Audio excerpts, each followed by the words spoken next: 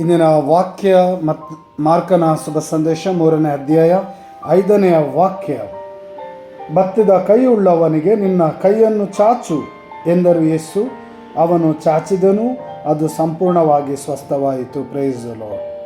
ಪ್ರಭು ಯೇಸು ಬತ್ತಿದ ಕೈಯುಳ್ಳವನ ಕೈಯನ್ನು ಗುಣಪಡಿಸಿದರು, ಸಂಪೂರ್ಣ ಆರೋಗ್ಯ ಕರುಣಿಸಿದರು.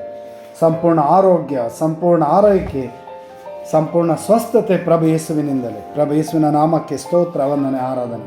ಈ ಮುಂಜಾನೆ ಸಮಯದಲ್ಲಿ ಪ್ರಭು ಯೇಸುವಿನ ನಾಮಕ್ಕೆ ಸ್ತೋತ್ರ, ವಂದನೆ, ಆರಾಧನೆ. ಬನ್ನಿರಿ ಪ್ರಭು ಯೇಸು ನಾಮ ಸ್ಮರಣೆ ಮಾಡೋಣ.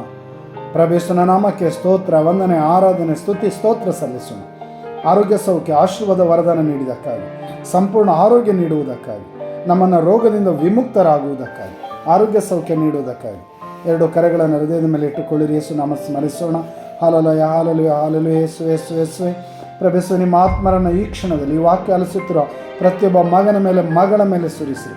ಜೀವ ಶಕ್ತಿಯ ಆತ್ಮ ಕರುಣಿಸಿರಿ, ಆರೋಗ್ಯ ಸೌಖ್ಯ ನೀಡಿರಿ. ಪಿತನ ಸುತ್ತನ ಪವಿತ್ರ ಆತ್ಮರನ್ನು